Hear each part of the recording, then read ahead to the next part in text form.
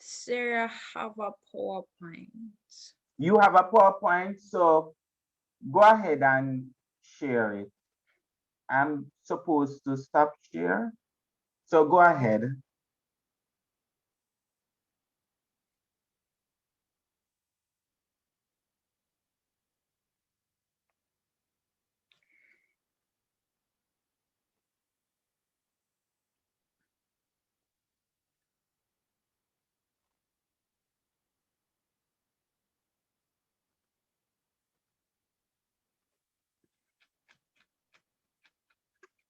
Our name's supposed not even supposed to be on it. Anyways, okay, so sir, we did 1996, 2005, 2012, and 2017.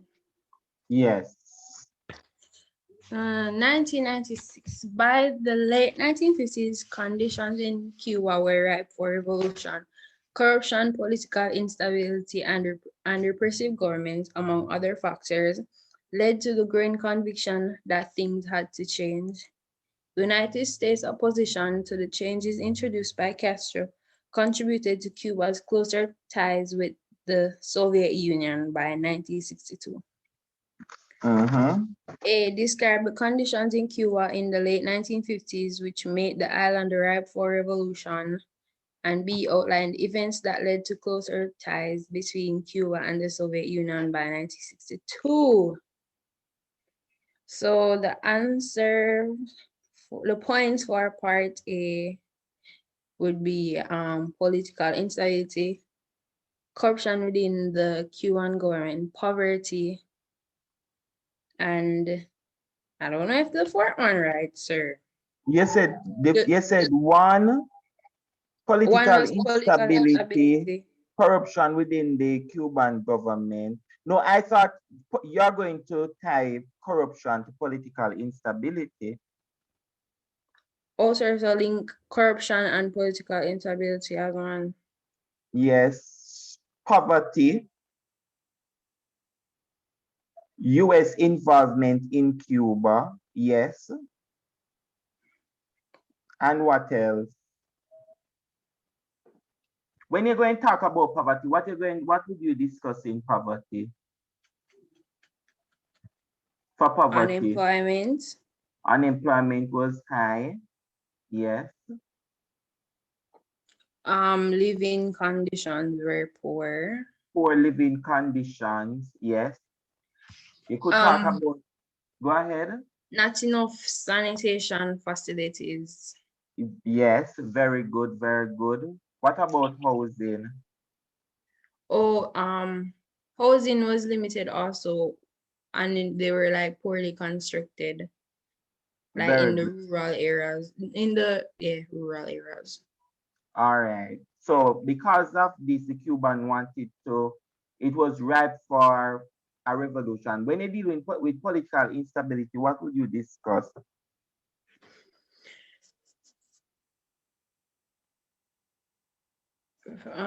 Batista Yes. and is let's say lack of sir, like he didn't pay attention to most of the like the problems that were occurring in Cuba, sir. Yes, so he ignored the problems in Yeah. Cuba, It was and only in it for the money. so that would lead to corruption. Yes, sir. And you could also look at uh, under Batista too, you could talk about how we abuse the people, his opponents, correct? Yes, sir. All right, so good. So conditions, with all of those conditions, US involvement. Tell me a little bit more about US involvement. Brianna, would you like to explain that one?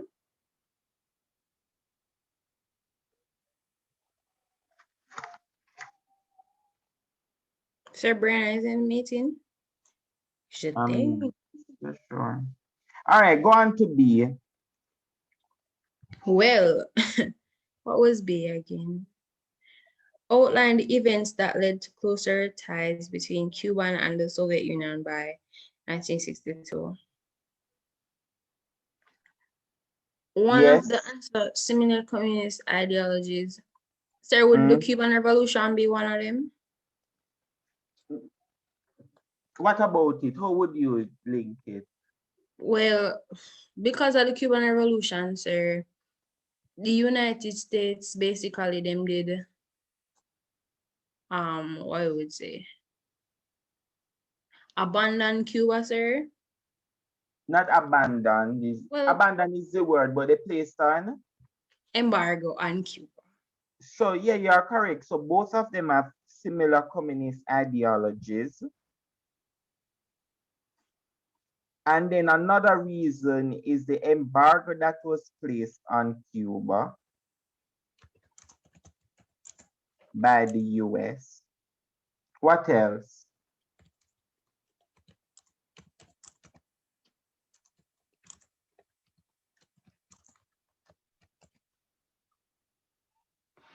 Um,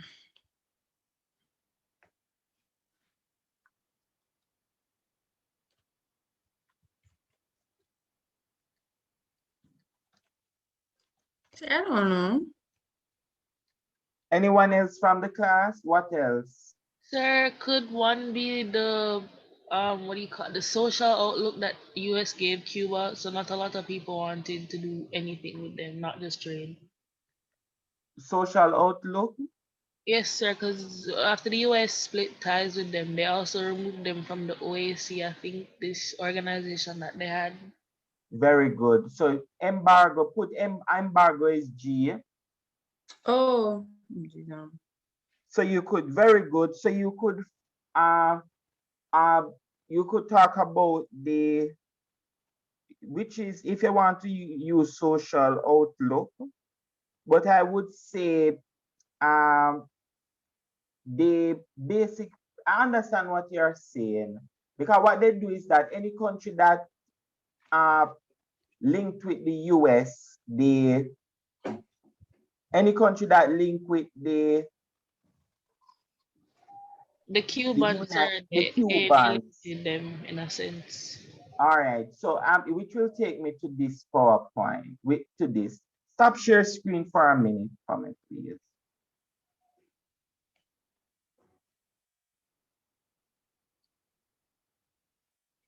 And this is in the document. It's in your what do you call it? In the Google Classroom.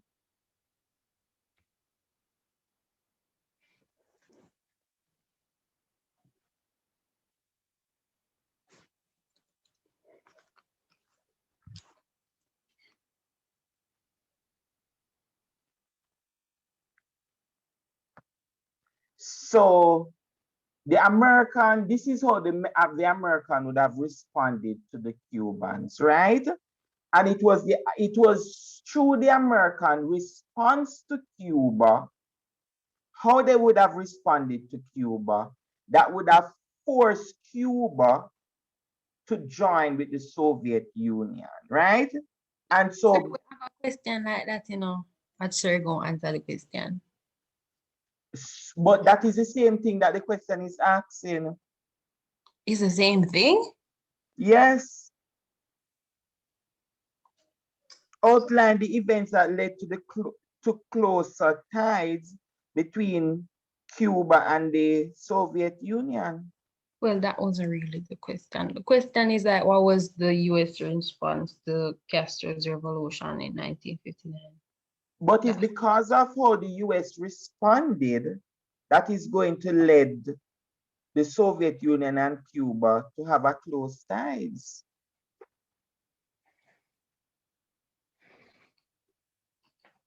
You never see it that way? no, sir. But I see it now. I see it now. Now that I explain it. It's how they respond. So the first thing the Americans are going to do is that they are going to reduce the sugar quota, right? And they're going to have trade agreement the US is going to, Cuba is going to develop trading relations with Cuba. US is going to refuse to refine Cuban oil, the crude oil, and so this is now going to go to the USSR. So look, all of these is what the US refused to do. Cuba is going, anything the US refused to do, the USSR, the Soviet Union, is going to take on that mantle for Cuba. US is going to place travel restriction. The USSR are going to encourage their people to visit Cuba. They are going to close their embassy in the US is going to close their embassy in Cuba. The Soviet Union going to establish their embassy in Cuba. The US is going to try to invade Cuba through the Bay of Pigs. The USSR is going to provide military support to ensure that the US doesn't invade and take over Cuba. They are going to try to assassinate the Cuban president, which is Fidel Castro. The USSR is going to provide enough protection for Fidel Castro, especially when he travels. They are going to try to expel him from the OAS, right? So when everybody, this is where all the nations in the Americas meet together. They get rid of Cuba. They get rid of us. The Soviet Union is going to say, all right, we're going to join together. And so these are some of the reasons here. All of these events that I just discussed right here are the reasons why they had a close ties. All right. Yes, sir. So A and B. So ensure that you have that done. Please write it down, ladies. I'm going to come back to you, group A. Let us go to N. N.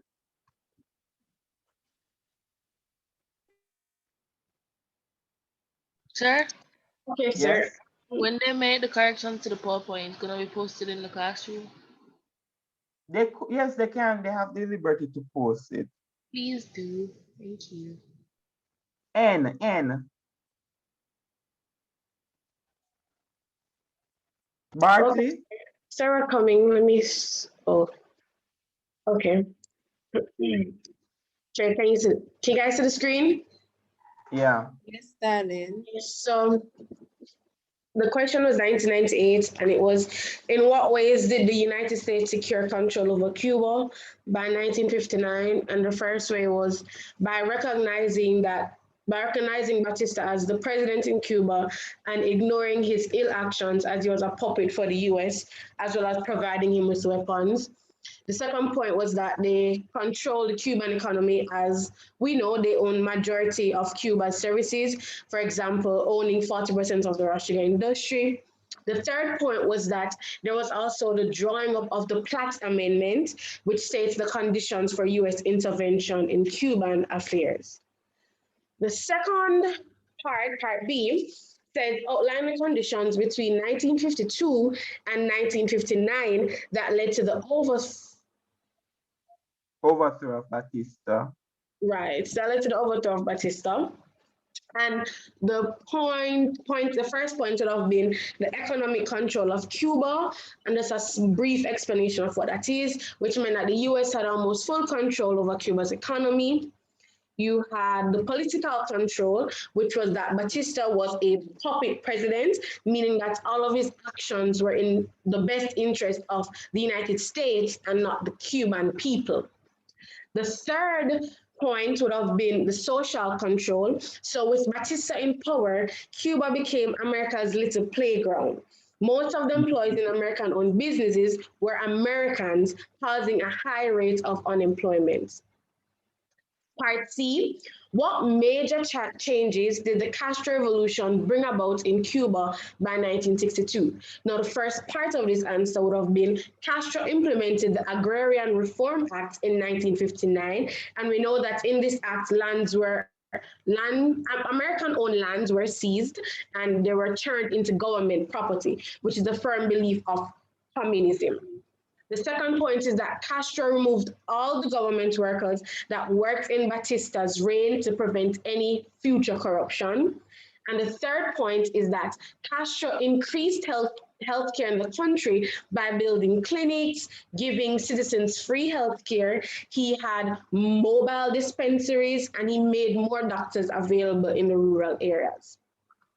Now, question 2 from 2006 states, asks, describe the ways in which the United States of America demonstrated its interest in Cuba between 1776 and 1870. Now, the first point is through trade and investment. Don't go to 2006 as yet. Okay, go back up. I need to discuss 18A, which is 1998. In what ways did the United States secure control over Cuba? Right? By 1959. Which is correct, but it's not only, you don't have to mention, you can mention Batista, but you can also say that they would have controlled the Cuban president. So every president from, I believe, 1902, all the presidents from 1902 until 1959, they would have controlled them. So they created a system of puppet presidents.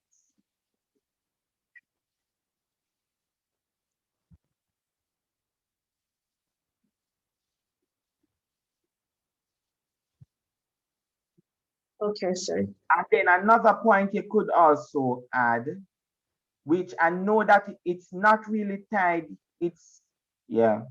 is through, they would have gotten involved through the Spanish-American War. So you could add that point, the Spanish-American War.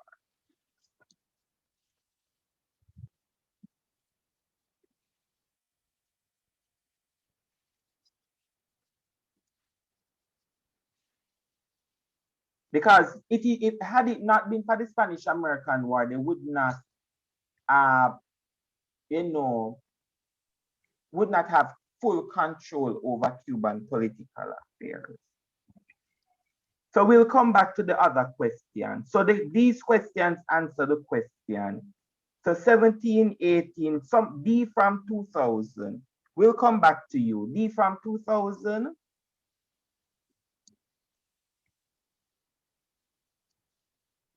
Students in D, quickly ladies, we have to go Yes, through sir. this because we're going to finish US next week. Oh, and sir, I know the first we talked to you about Annalise, but like in our group, Danielle Ashley is a major problem. Every time she comes in the morning or the night before saying she can't make it, when she does stuff, we have to erase everything and do it over for her because she doesn't put out any effort. She didn't do her part, so that's that. Okay, so. So you see, for group D, please send me an email with that. And for group A, send me an email with the student, all right? Please. Certainly. Please send me an email with it. D, go ahead for me, Nelson. Okay, so for 2000, A is how did Batista's dictatorship abuse the people between 1956 and 1959? So my first point is that he allowed for American domination, which did not benefit the people at all, but instead lowered their standard of living and just, robbed them of employment opportunities and such. Then I spoke about how the mortality rate was high, with children being like infected and stuff like that. And he also added to the mortality rate because he was known to execute people for opposing him, and 20,000 people died during his leadership. And for the second one is, why were working conditions in Cuba getting worse before the Cuban Revolution of 1959? So I spoke about high employment and seasonal employment rates, they were really high. And then I spoke about American domination in the working class, which meant that the unemployment rate was higher for Cubans. So American businesses were mainly comprised of American workers. Good. And for C, what steps did the government of Fidel Castro take up to 1962 to improve the living conditions of the majority of the people? So I spoke about agrarian reform, which benefited over 100,000 peasants. Then I spoke about nationalization, which meant more employment opportunities for people. And if more employment opportunities are there, then that means that the poverty rate is going to decline, and so on. Then for D, describe the events which caused conflict between the United States government and the government of Fidel Castro up to 1962. So the first point would be the nationalization, which entailed agrarian reform and stuff. And the American government saw this as a violation of free market principles. And they also saw it as a violation of property that they believe that they owned. And so they believe that they should have had more of a say in what was going on and stuff.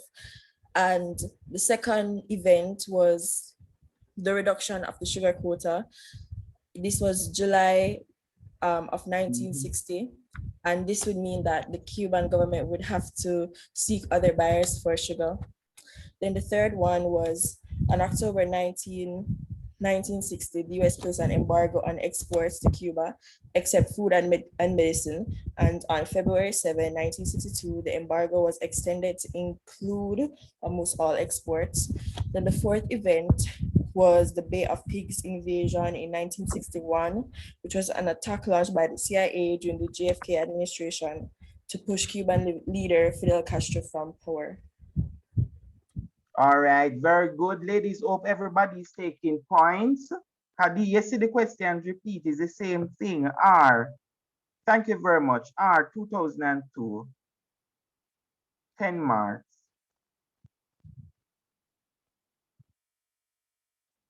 Beckford Blake, Trissel Hemmings. Sir, Haley was to present this, but I don't know where she Who? is. Haley, she was to present the screen. So just give me a So just give me the second. points. You don't have to have a PowerPoint. Just give me the points. Hold on, sir. I have it.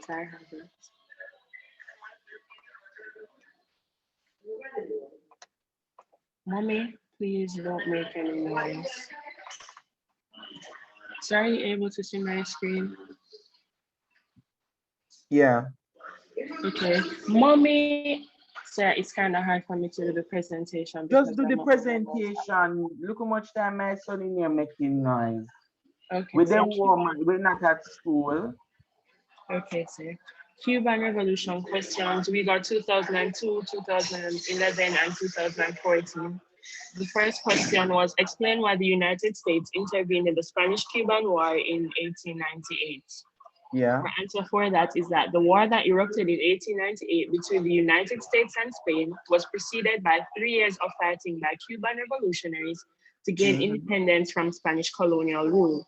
From 1895 to 1898, the violent conflict in Cuba captured the attention of Americans because of the economic and political instability that is produced in a region within such close geographical proximity to the United States.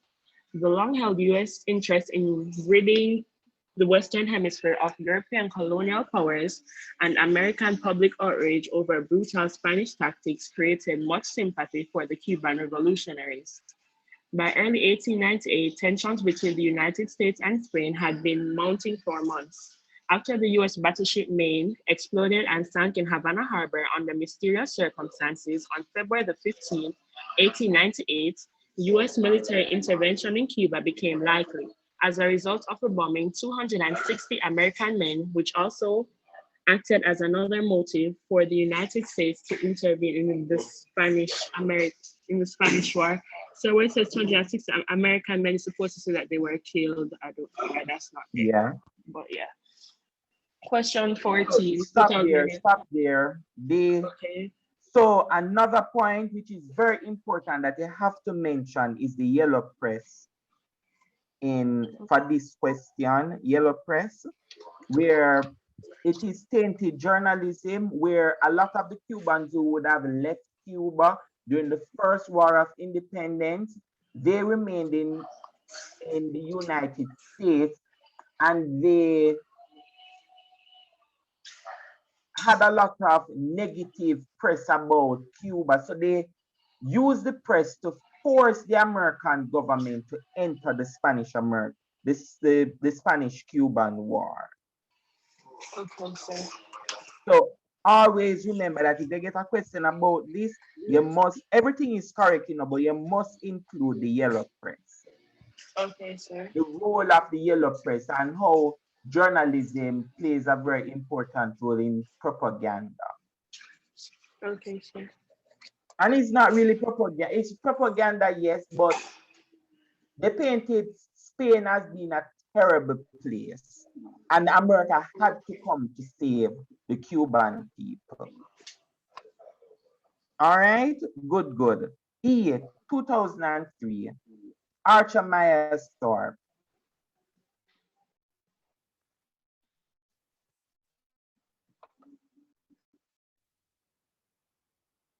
You said 2003, right, sir? Mommy.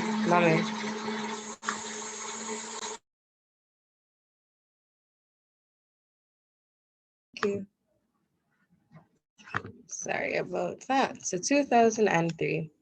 The first question in 2003, it says, in so fact, Cuba into the 20th century in the hands of the United States. In what ways was the Cuban economy in the hands of the United States between 1900 and 1933? After Cuba gained independence, the US immediately took full control over the new nation. The country's imports and exports were controlled by the US. The banks and the country's entire financial system, all electric power production, and the majority of the industry was dominated by US companies. US monopolies owned 25% of the best land in Cuba. After Cuba had agreed to the Platt Amendment, which roped Cuba into America's sphere of economic influence, Cuba's economy became even more closely linked with that of the United States it had been in the earlier century.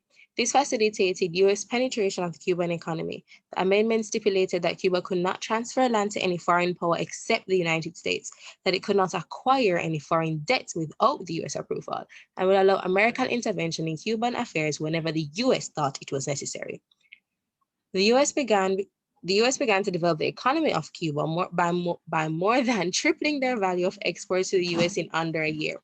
Also, the imports of Cuba had increased immensely in value from 34 million to 97.5 million. Sugar estates and mining interests passed from Spanish and Cuban to US hands, and it was the US capital, machinery, and technicians that helped to save the sugar mills that remained competitive with European sugar. Furthermore, as the dependence of Cuban sugar on the US market increased, the Cuban sugar producers were more and more at the mercy of the US refiners to whom they sold their raw sugar. All right, 1 second. So that is a good point there.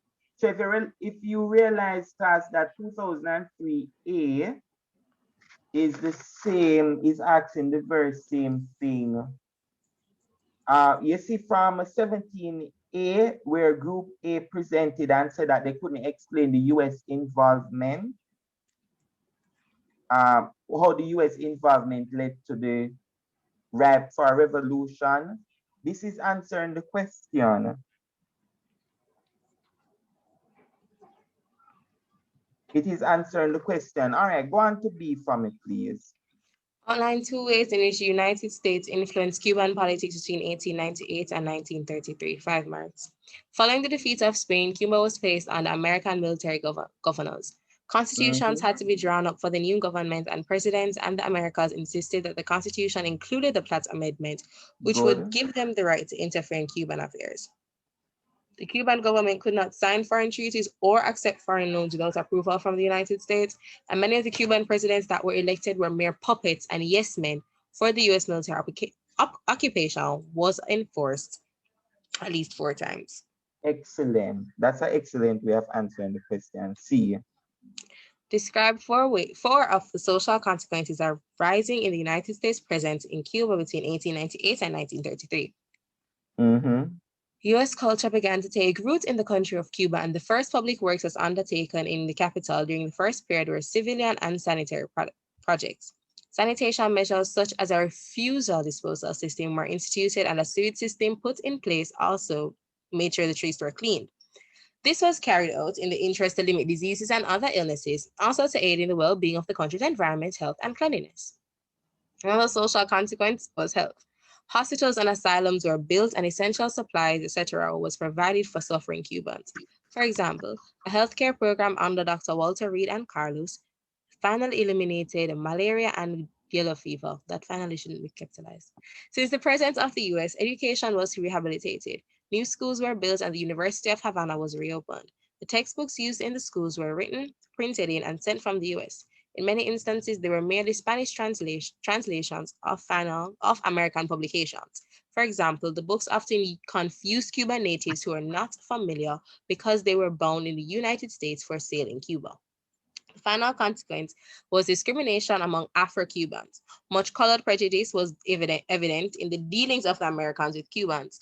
As a result, there was a color ban in Cuban restaurants and hotels that wanted to attract and cater exclusively to the United States. An example of this was when a bloody revolt started over the issue of the discrimination, where more than 3,000 Afro-Cubans were killed in the revolt. Excellent responses there.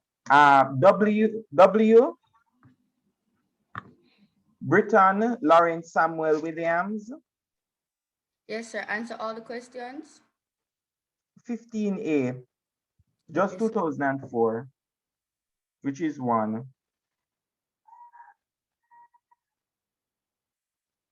Explain the reasons why the United States sent military forces in Cuba in 1898.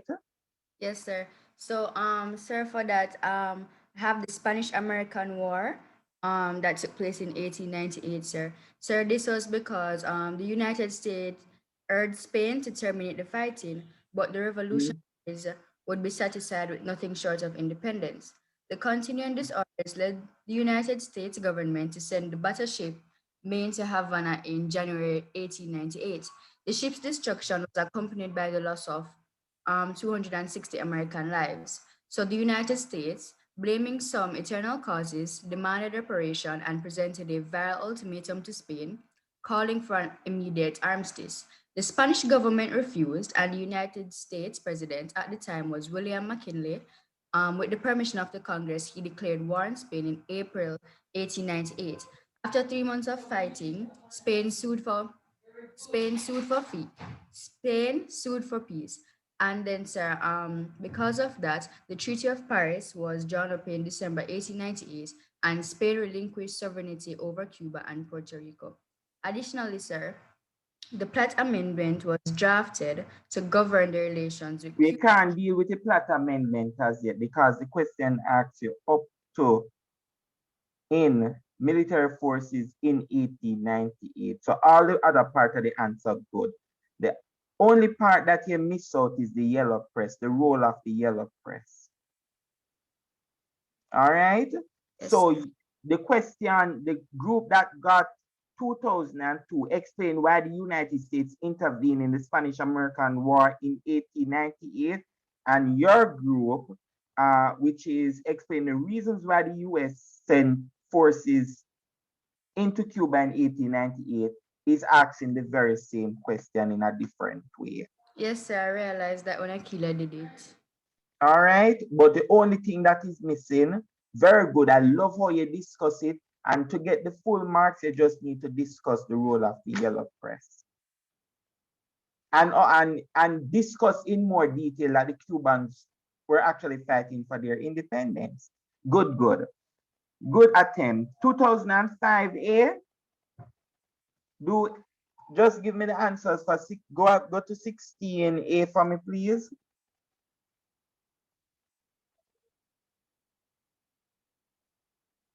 Sir, the answer: identify the sentiments towards the United States that are conveyed by the postcards. Yeah. So one was the Cubans wanted their freedom. They said no to imperialism, which was the extending of the United States power in Cuba with the use of military forces. And the Cubans were against the United States intervening in their country and taking over. All right. But so what are you trying? It's just 4 marks, but what is it? What is the question asking? Okay, sir, there were some postcards on the exam paper, so if you can go on it and see on those. All right. So if you look at the the cards, the placards where people they are holding up. This is Cuba, yes. Yankee, no. Yankees are white persons, right? Yes, They sir. said That's why I said that they were against the United States coming into their country and taking over everything. very good. Cuba, I said that they wanted their free freedom. Cuba, no to imperialism. And so basically what Cuba wanted was to assert their independence. And that the control, they didn't like the control that the United States had over their country. So very good. B. Oh, Outline 3 factors that affected the relationship between Cuba and the United States between 1898 and 1959. Sarah have the Cuban Revolution, the support from the Soviet Union, and opportunity for US expansion. Look, outline 3 factors that affected the relationship between Cuba and the United States between 1898 and 1959. The Soviet Union came after 1959. Oh, sir, so the Cuban Revolution. Sir, would the Spanish-American War be one of them? Yes, so you could look at the I had Spanish-American. that.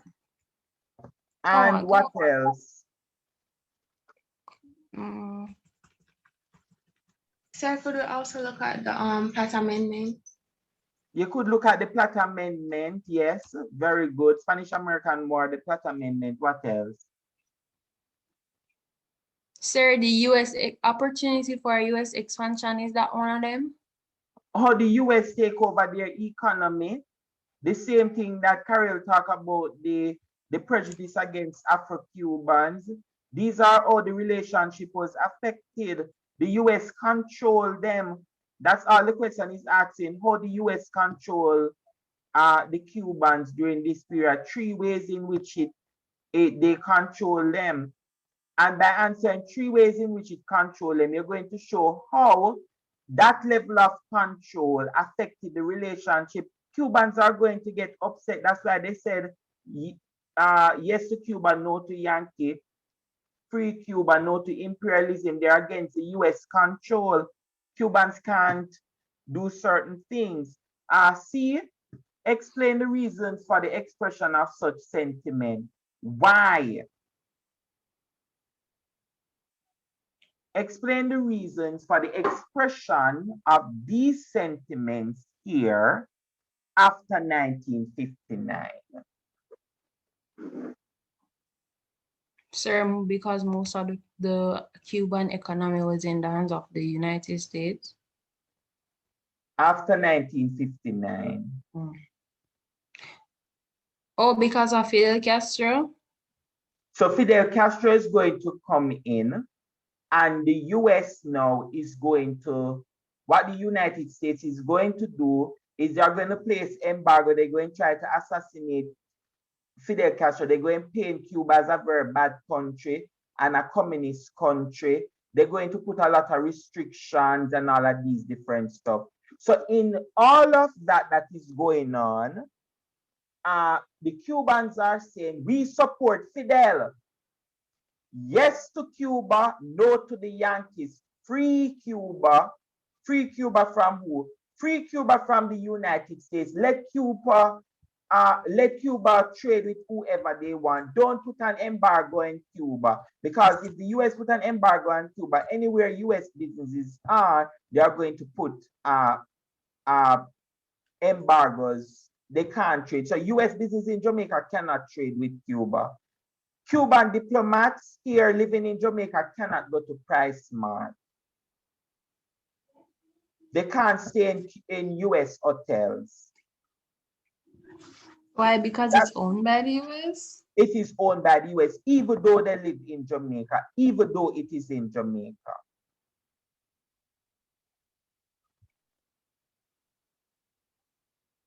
Sure, so one point would be Fidel Castro. All the points here would be Fidel Castro. It Would be not because of the Cuban look about Revolution. Fidel Castro. It would look at all the different ways in which the United States would have tried to stifle Cuba. How the US tried to stifle Cuba. Oh, placing trading embargoes and closing the embassy. Yes, it's the same thing it's asking right there. Oh, I never know that. You have to read the questions. Don't jump and answer the questions like that. Sir, that's why I never answer it, because I never understand it. I never answer part C because I never did understand what it was really asking. All right. D. D? So, no, sorry. I was going to go to B, but ladies, unfortunately, our time has expired. There is a lot of other questions. The one that I would love to go through is this one here, 2013 and 2012, but time will not permit us to go through it.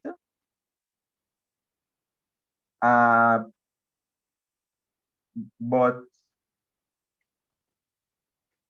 let us break from here. When we return, when we come on Monday, we're going to look at British Caribbean. It would be good if we could meet just to go through these past paper questions, the rest of the past paper questions. Sure, when I'm not even sure. When would you suggest that we meet? What, sir? Finish the past paper? Yeah, just to go through the Cuban past paper. I have class on Saturday. No, I'm not available Saturday. I'm Jewish. So it's not a week. We're not in a weekend thing. It's a weekday. It's not a weekend. It could be one day after school. It could be like Monday or Tuesday. Monday or we could do Thursday. Monday after school. Yeah, Monday after school. After school, because I have Probably class. 4 o'clock. Not everybody going to make it. Not everybody Would can you post make the it. recording? Would you post the recording? Yeah, man, I will post the recording. So what we could do is that let us 4 o'clock on Monday, we just come and run through the questions there. So Monday we just come and answer the rest of the Cuban question. So say on Monday in the regular class time we're doing British Caribbean, and then after school we're doing this. We're finishing the past paper on Cuba. Okay. Oh, sir? Yeah? Sir, I found a website or a link to something about to some timelines about the US-Cuba relations. So I sent it in the group so everybody could see it. All right, thanks much. Mm-hmm. Because ladies, if we go through the past papers, it is better. It's true, because the questions them always repeating, but always worded differently. So differently. And and also you have in this, you have to look at the dates. The dates are very important. So what we're going to do is that Monday after school, we meet here at 2 o'clock. No, it's 2? Yeah, we meet at 2:30. So let us say we meet 2:30 to 3:30 and we just run through the Cuba questions. All right, ladies? Okay, sir. yes, sir. All right. Thanks much.